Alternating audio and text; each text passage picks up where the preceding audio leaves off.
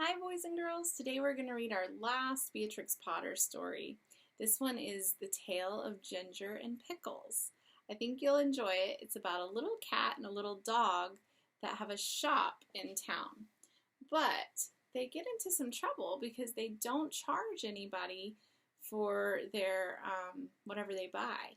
They just say, oh, you can buy it on credit and pay us later. But then they never make people pay them. So what would happen if you had a store and people never paid you? Let's see what happens to Ginger and Pickles. Once upon a time, there was a village shop. The name over the window was Ginger and Pickles. It was a little small shop, just the right size for dolls. Lucinda and Jane Doll Cook always bought their groceries at Ginger and Pickles.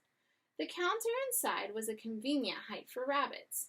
Ginger and Pickles sold red spotty pocket handkerchiefs at a penny 3 farthings. That's the price. They also sold sugar and snuff and galoshes.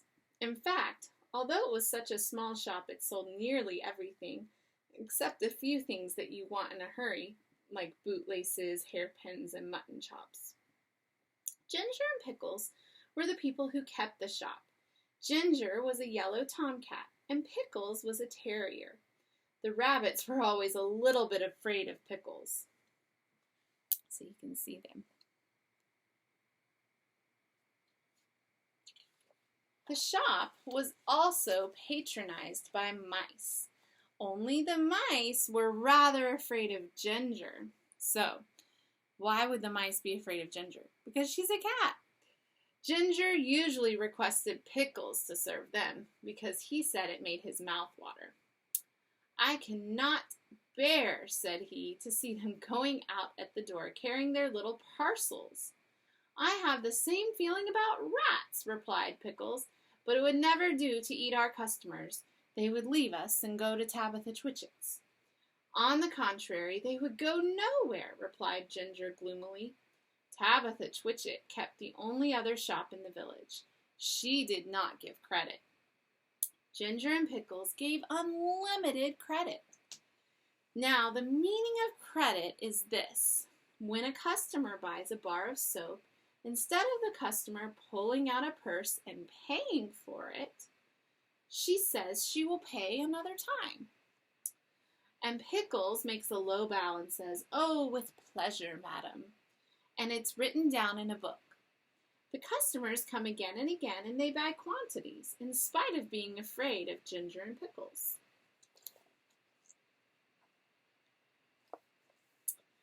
But there is no money in what is called the till. The till's the cash register. So even though they're selling all these things, there's no money because nobody's paying them. They're just writing down what everybody owes them. The customers came in crowds every day and bought quantities, especially the toffee customers. There was always no money. They never paid for as much as a penny worth of peppermints, but the sales were enormous, 10 times as large as Tabitha Twitchit's. As there was always no money, Ginger and Pickles were obliged to eat their own goods. Pickles ate biscuits and Ginger ate a dried haddock. They ate them by candlelight after the shop was closed. So there's everyone going into their shop, and there they are eating the food that they sell because they don't have any money to buy other food. When it came to January 1st, there was still no money, and Pickles was unable to buy a dog license. It is very unpleasant. I'm afraid of the police, said Pickles. It is your own fault for being a terrier. I do not require a license, and neither does Kip, the collie dog. Oh, it is very uncomfortable. I'm afraid I shall be summoned. I have tried in vain to get a license upon credit at the post office, said Pickles. The place is full of policemen. I met one as I was coming home. Let us send in the bill again to Samuel Whiskers, Ginger. He owes $22.9 for bacon. I do not believe that he intends to pay at all, replied Ginger.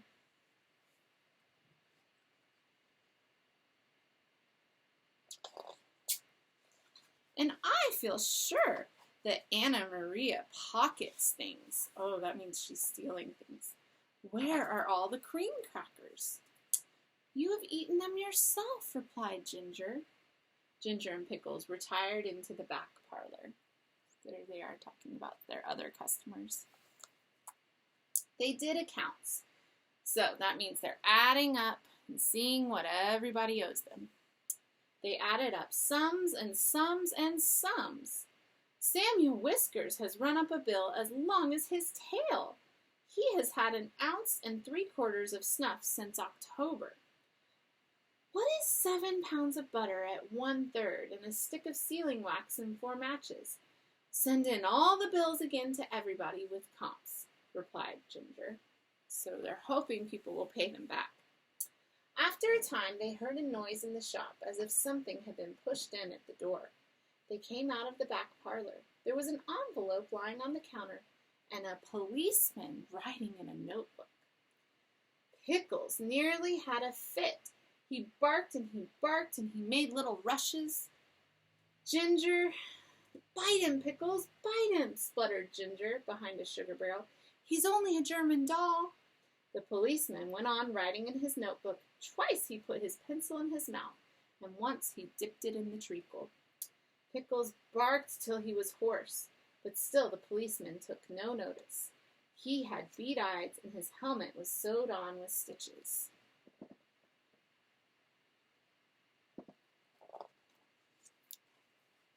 At length, on his last little rush, Pickles found that the shop was empty. The policeman had disappeared, but the envelope remained.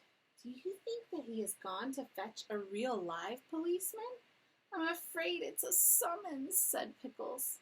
No, replied Ginger, who opened the envelope. It's the rates of taxes. Oh, this is the last straw, said Pickles. Let us close the shop. They put up the shutters and left, but they have not removed from the neighborhood. In fact, some people wish they had gone further. So they had to close the shop. They didn't have enough money to pay their taxes. Ginger is living in the Warren. I do not know what occupation he pursues. He looks stout and comfortable. Pickles is at present a gamekeeper. That means he goes hunting. The closing of the shop caused great inconvenience. Tabitha Twitchit immediately raised the price of everything in her shop a halfpenny, and she continued to refuse to give credit.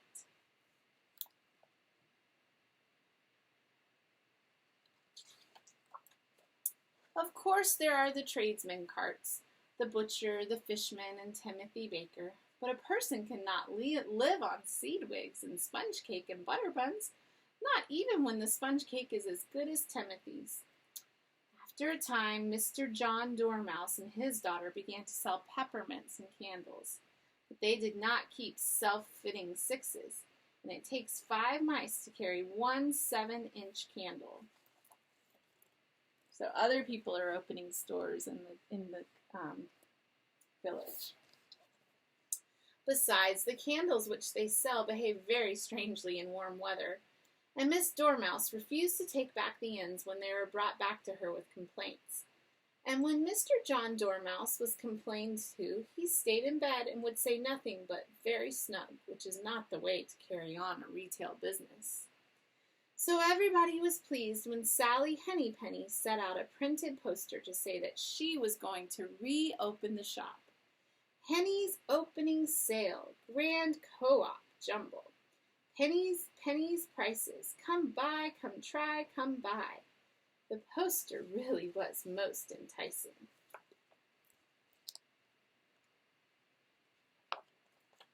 There was a rush upon the opening day. The shop was crammed with customers, and there were crowds of mice upon the biscuit canisters.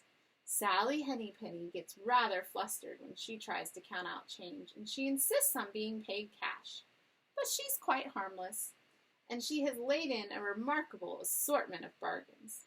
There is something to please everybody. The end. So now you can see Sally Hennypenny, I think she's a chicken, reopen the shop. But I think she's charging money and not letting them pay in credit. So that's the end. I hope you enjoyed that story and have a great day, guys.